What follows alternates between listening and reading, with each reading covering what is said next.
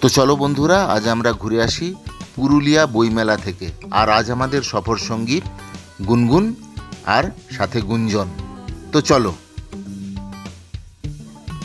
তো মেলায় ঢুকতে ঢুকতে প্রথমে দেখতে পেলাম ফুচকার স্টল, খাবার জায়গা। সেটা আমার চোখ দেখলো, কিন্তু কান শুনছে পুরুলিয়ার গান, যে গান বইমেলাকে আরও বেশি সমৃদ্ধ করছে।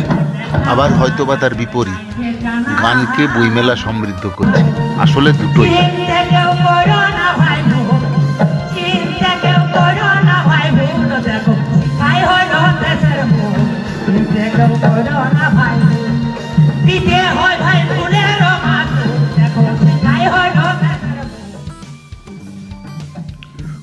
মূল প্রবেশপথের পরে আরেকটি প্রবেশ তোরণ করা হয়েছে, খুব সুন্দর সেই পথটি। এই পথ দিয়ে আমরা ভেতরে ঢুকে গেলাম। আসলে বাইরে যে সাংস্কৃতিক অনুষ্ঠানের মঞ্চ এবং ভেতরে যে বইয়ের জগৎ, এই দুটো ক্ষেত্রকে সচেতনভাবে পৃথক করা হয়েছে। বইমেলা মানে মেলা বই, প্রচুর বইয়ের সমাহার এখানে। বিজ্ঞান থেকে ভূত, রন্ধন থেকে বন্ধন থেকে চন্দন, কি নেই এখানে। বই হলো মনের সই, চেতনার মই। ছোট বড় মাঝারি বিভিন্ন রকমের প্রকাশনী সংস্থা যেমন এখানে এসেছে, ঠিক তেমনি এখানে কিন্তু খুদে বৃদ্ধ, যুবক যুবতী, সব ধরনের পড়ুয়ারাও এসেছেন। তো চলো আমরা আরেকবার খুব ভালো করে ঘুরে দেখি। আগে আগে যেমন বইমেলায় ভিড় দেখা যেত, সেই তুলনায় কিন্তু ভিড়টা কম বলে আমার মনে হচ্ছে।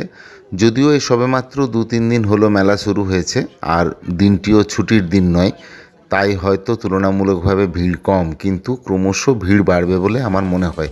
এবং যে হারে পড়ুয়াদের সংখ্যা কমছে, অর্থাৎ বই পড়ুয়াদের সংখ্যা কমছে, সেই তুলনায় কিন্তু ভিড় কমেনি এখনো অবধি। আর যেহেতু ভেতরের অংশটাতে সেভাবে মানে বইটাই আসল কথা, এখানে খাওয়া বা সাংস্কৃতিক অনুষ্ঠান নেই, ফলে ভেতরে যারা আছেন তারা কিন্তু প্রকৃতপক্ষেই বই ভালোবাসেন বলেই আমার মনে হয়। তো আমরা আরেকবার দেখে নিচ্ছি ভালো করে পুরো জায়গাটা।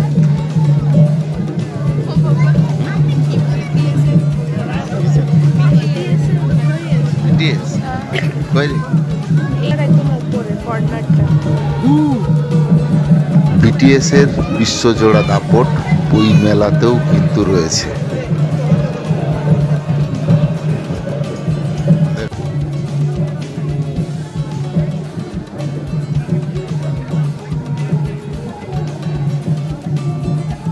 এখানে দাঁড়া একবার। আপনার বইমেলা আসার স্মৃতিকে চিরস্থায়ী করার জন্য এখানে কিন্তু সেলফি স্ট্যান্ডের ব্যবস্থাও রয়েছে।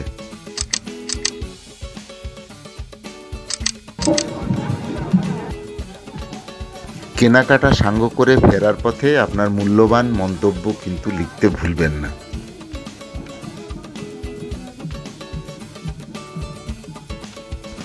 অনেকক্ষণ ঘোরাঘুরির পর নিশ্চয়ই খিদে পেয়েছে, তাই ফুড স্টল আপনার জন্য অপেক্ষা করছে, টেস্ট করে দেখতে পারেন।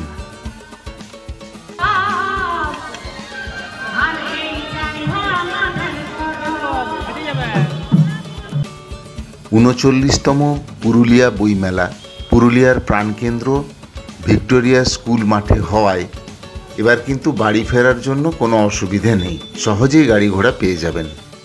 বাড়ি ফিরে বই পড়ুন। আর হ্যাঁ, অবশ্যই ভিডিওটিকে লাইক, শেয়ার এবং কমেন্ট করতে ভুলবেন না। যারা নতুন তারা অবশ্যই চ্যানেলটিকে সাবস্ক্রাইব করবেন। অসংখ্য ধন্যবাদ, ভালো থাকবেন।